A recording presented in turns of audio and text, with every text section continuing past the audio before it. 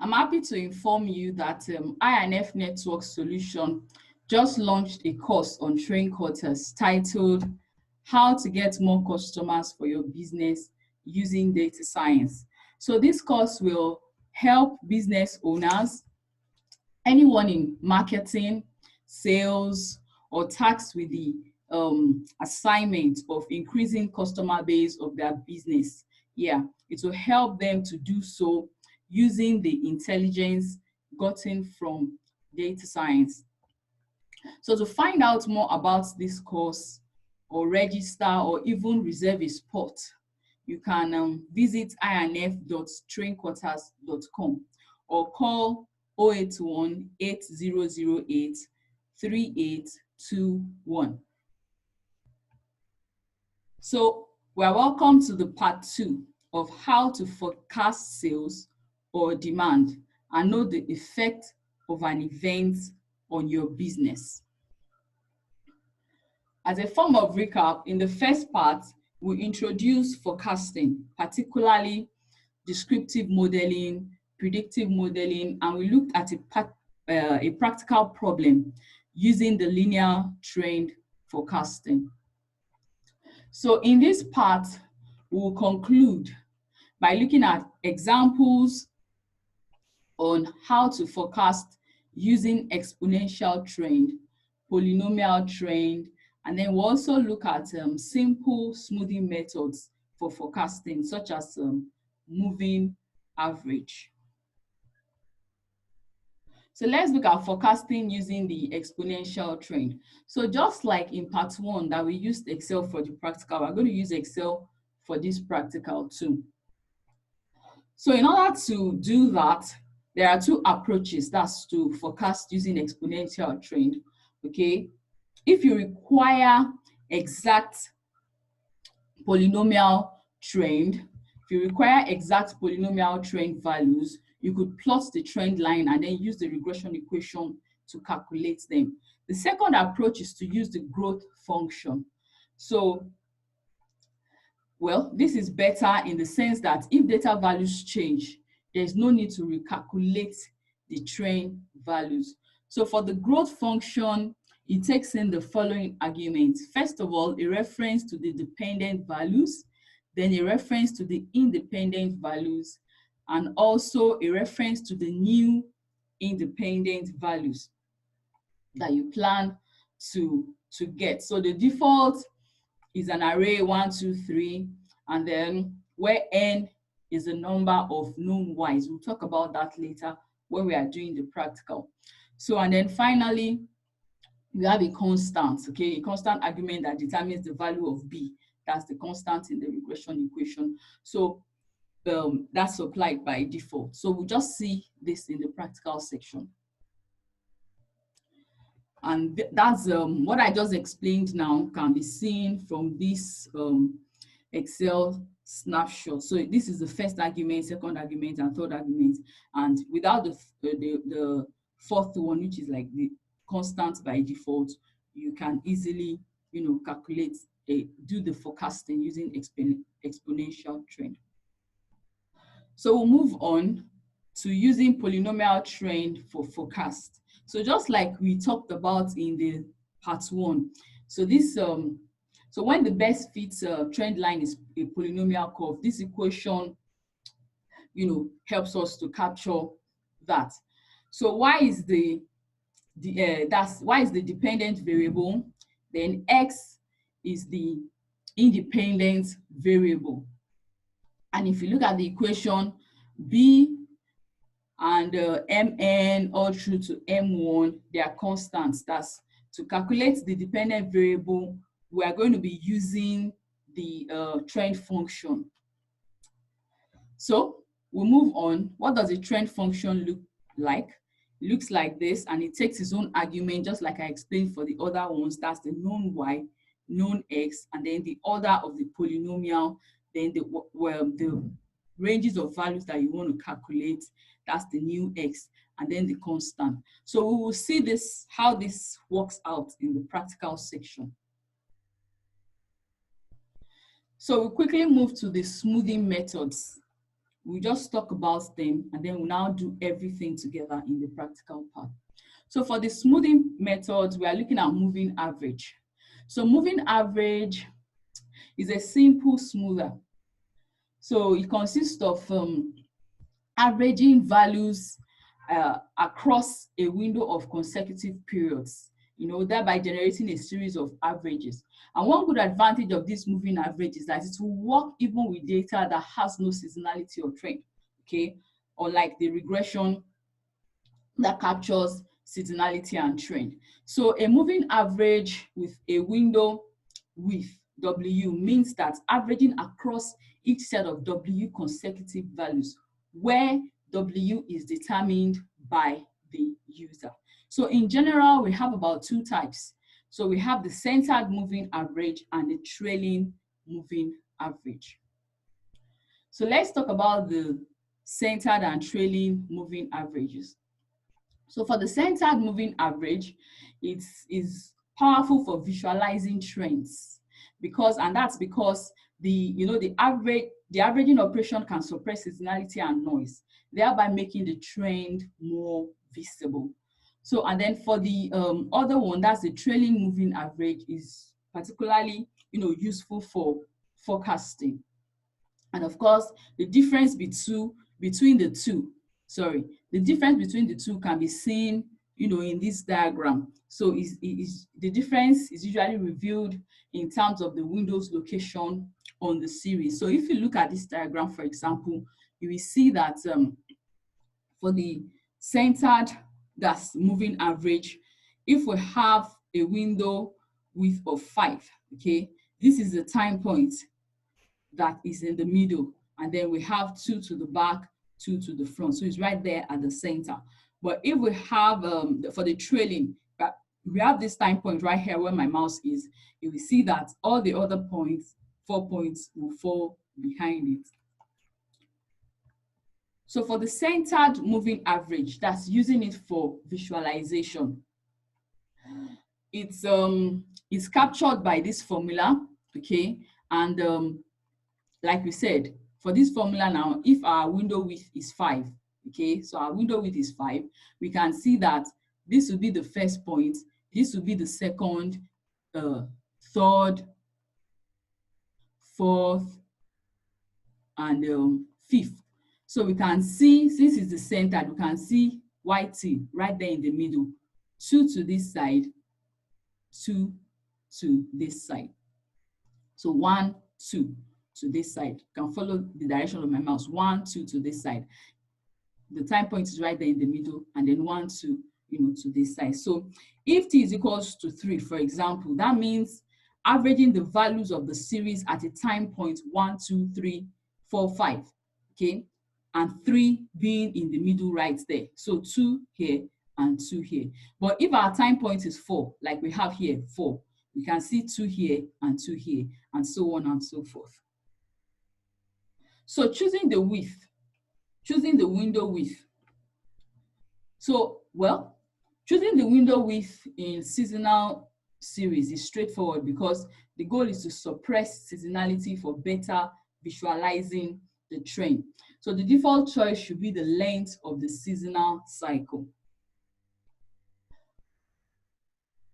So for the window width, we'll talk about it with respect to visualization. Meanwhile, visualization is done using the centered window. So for choosing the window when we are dealing with visualization, wider windows will expose more global trends, and narrower windows will reveal local trends. So that just to take note. So when we are examining, so it's always good to examine several window widths, okay, so that you can now be able to, pick which one actually makes sense for you. So then for forecasting, that's using the trailing window. The choice should incorporate domain knowledge. It's very important to consider domain knowledge in terms of relevance of past values and how fast the series changes. So that would help to determine the window. And can also carry out some empirical predictive evaluation to be able to experiment different, windows and then compare performance and so on and so forth. So this diagram gives us a visualization of centered moving average for the Amtrak data that we used in part 1, and we are still going to use it in this part. So if you look at this now, this is a choice of W is equals to 12 because we are thinking of annual, and since it's annual, that's 12 months. So this smooth black line, I'm just trying to, show that with my mouse. So this smooth black line, okay, right here that I'm tracing right here, shows the centered moving average line overlaid on the original series. So the original series is captured by all this. This is the Amtrak series. So this line shows the centered moving average. So that we said it was very useful for visualization. So unlike the regression model that actually fits a U shape. So what we're saying is that for this same data, if we fit a regression, model to it, it will look like this. Okay, so and that's more smooth. So this moving average captures, the global trend, yeah, the global trend better. So we're able to actually, visualize it, and we can see, trends properly and all that. So that's why we said we usually use it for visualization. So we'll move on to the trailing moving average. So from this diagram, the trailing moving average, is just signified as you can see here. So this is the normal ridership data, that's the original data. Then we have our centered moving average, which is similar to what we saw in the previous slide. And then we now have our trailing moving average, just right here. That's the broken lines. So, and then window period of W2. But like we said, we're not particular about using the trailing moving average for forecasting, but for visualization. We are not particular about using the trailing moving average for visualization, but for forecasting. So we see how we can do that in the practical section. So for the trailing moving average, if like we said, it's used for forecasting. So the K step ahead forecast, that's FT plus K, is usually captured using this formula where W is, of course, the window period. And we have already said how we can get that. So using this is an example of, the W that we are talking about. So if you want to pick W, you have an idea of how to do that. So we'll also see how we can use this. So please note that this is just a tip of the iceberg when it comes to forecasting. So for more on regression-based forecasting and advanced smoothing methods, you can check Data Mining for Business Intelligence, Concepts, Techniques, and Applications. So that's in Microsoft Word and Excel, and there are several, it's available online for download, and there are several textbooks like this that will even, do more justice to the topic. So at this point, I would share my screen, the Excel screen, so that we can see a little bit of practical of what we have just explained.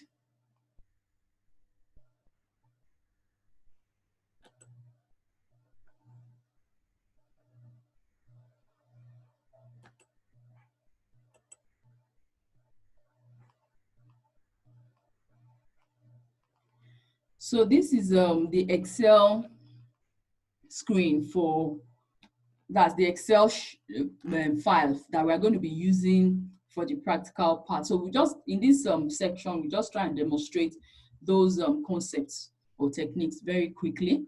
So in this Excel sheet, this is the first sheet, I'll be using the one called Expo example. So there are just very few, even if you don't have the data, you can easily generate this and then try it out.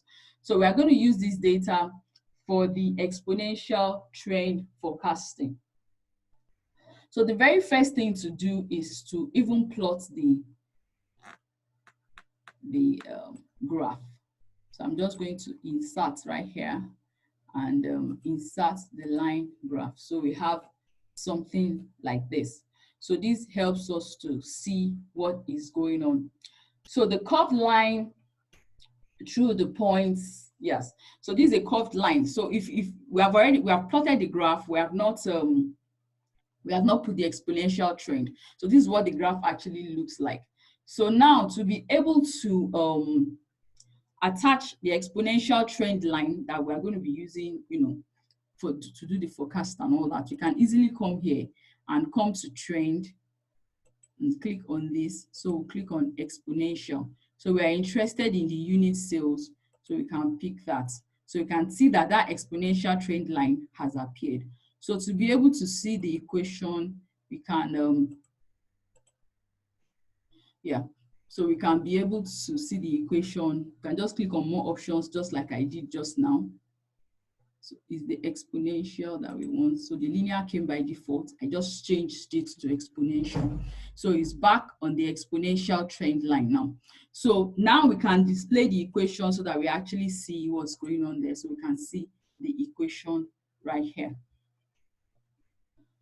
So we have our exponential trend line, and we can, the next thing for us to do now is to do the that's the forecast using the growth function.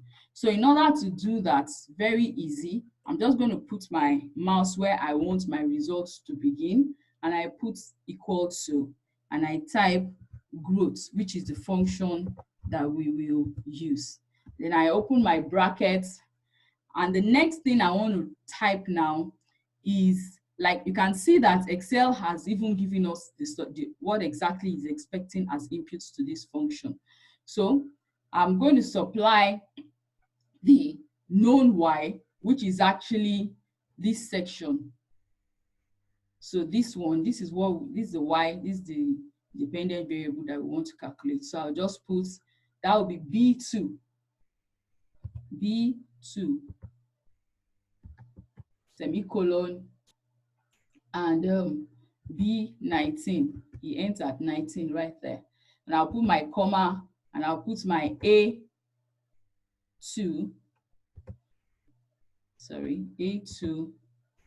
and where does it end? A19, and after that, comma. Then the next thing is the new value that you want to predict. So that's at A20, semicolon, A23. I just want to predict maybe 4 values. So you can see that it has even automatically highlighted it for me. So I just want to predict these two. So I close the bracket, and I have that right there. You can see it's giving me this value because there is nothing here. So I need to supply that. You can either fill it as a series, or you can just type it in there. So I'll fill it as a series. Okay. So you can see automatically, even as I filled it, it has already given the values. So I can just extend that right down like that, and then I can see. So these are the forecasted values. So if you need to forecast for more periods ahead, you just extend it. So that's how to do the use the exponential forecast in Excel. So for the polynomial trend forecast, we are going to use the Amtrak data. So I'll just change the sheet. Okay. So that's for the Amtrak. So these are popular Amtrak, but if you notice that there's usually months here, so we have converted it to periods. So to convert it to periods, you just replace with a series of consecutive numbers starting from 1 to the end. So it has ended in 159 because that's all that I have. So that means 159 months because it captures months. So the next thing, and this is the value of the ridership. So this is the time series data. The only difference is that we have periods here instead of the dates that's in form of months. So the very first thing to do, just like we did for the exponential, is to go to the insert, and draw, that's create the line chart. So I'll just have to select it too. Okay. And then insert.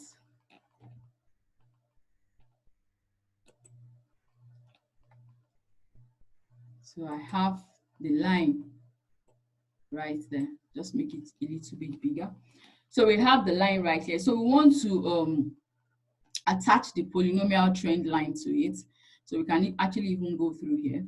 So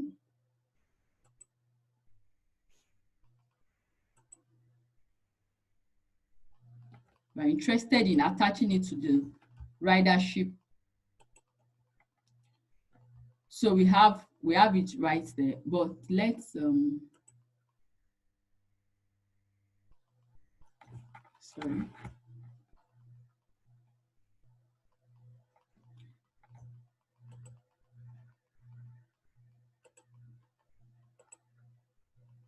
Let's be sure that we have the polynomial. Okay, so this is the polynomial. Make sure that this polynomial is highlighted, so you have your polynomial trend line right there.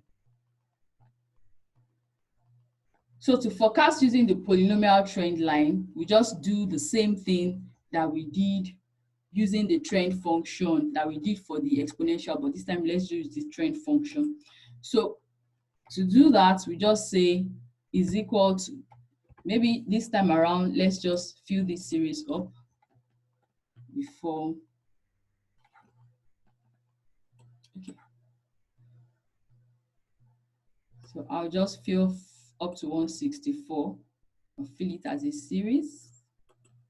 So I have, so this, yeah, so I have 4 more. So this is the one I want to forecast now. So I can just say is equal to, so I can just say is equal to B2 to B160, comma, A2, A160, and then the one I want to forecast, which is A161, A164. So I close that right there.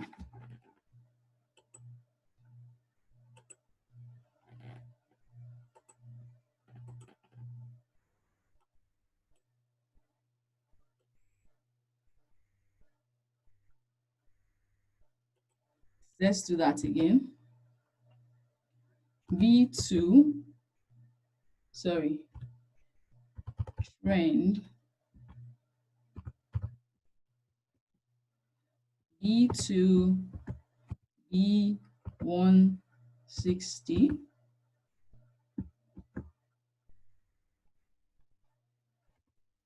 comma, A2, A160, comma, B, you can see as we are doing it, it's appearing, it's showing as it's being selected. A161 to A164. Okay, so it has selected that for us. Sorry, this should be, I'll take that again.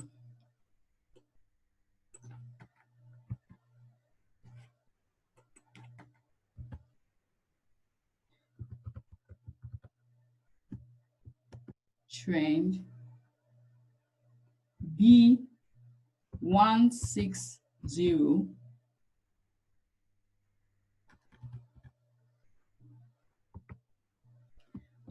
B2, sorry, you put your is equal to where you want the results to be, and then you type the trend function, and then you start the known y, which in this case is B2 to B160. Then we have your comma, then the known X, that's A2,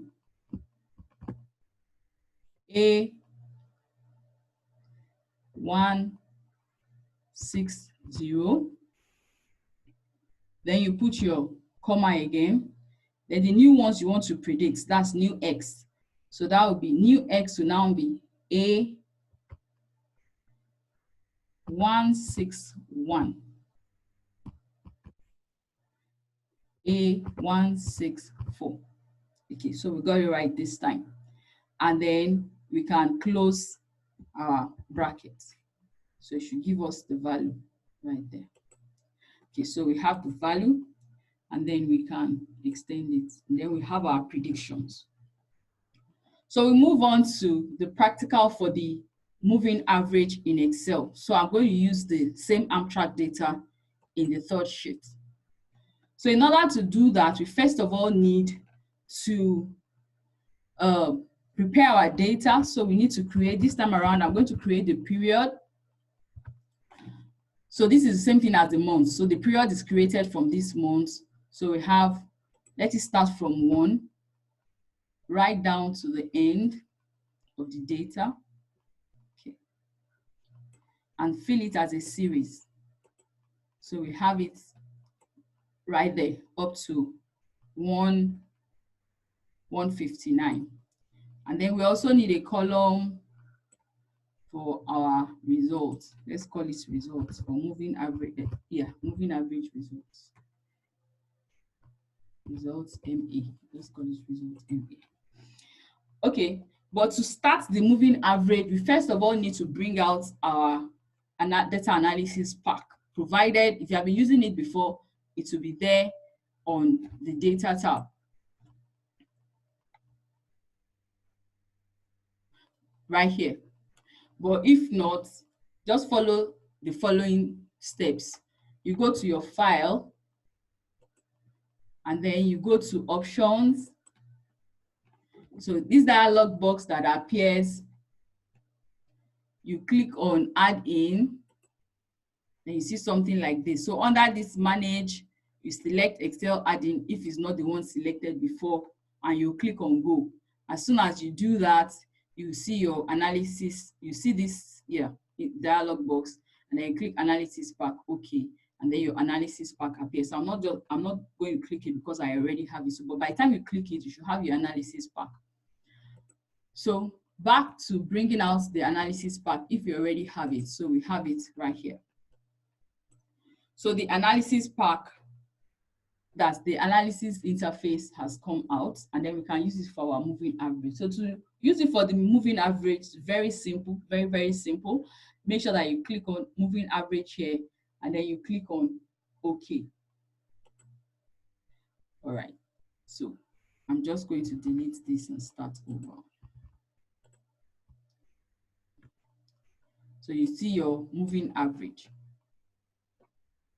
You see the moving average interface comes out like that.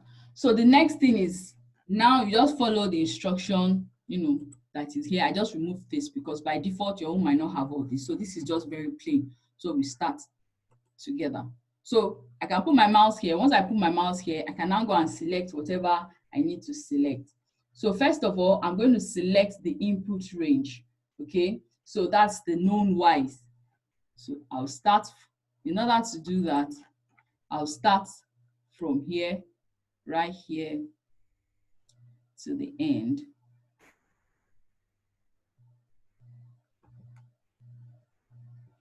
Okay.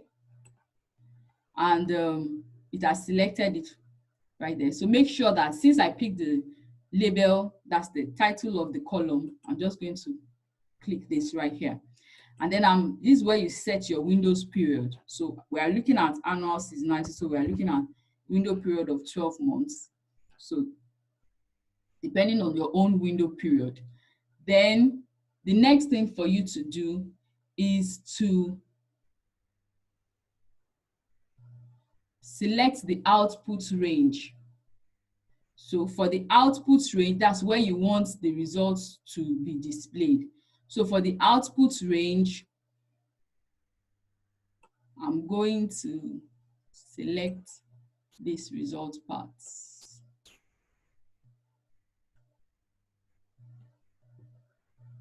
Okay. And I'll just click on OK. So it has calculated the value for the moving average for this particular series.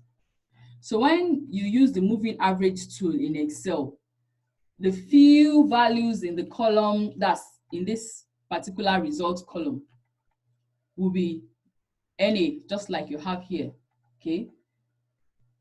So this is because to start calculating the moving average, we picked a window period of 12.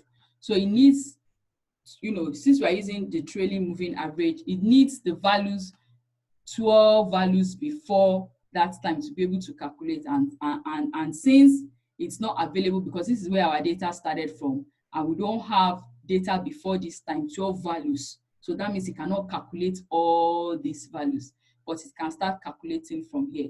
So if you have this now, you can just try to compare the value for the moving average that it has forecasted and the original value, and then see what is going on. So based on that, you can be able to say, okay, I can rely on this or not. So that's where we are going to be stopping or ending the short part 2 of the forecasting tutorial. Please try and give us feedback on our social media platform. We'll be waiting to hear from you. Thank you very much.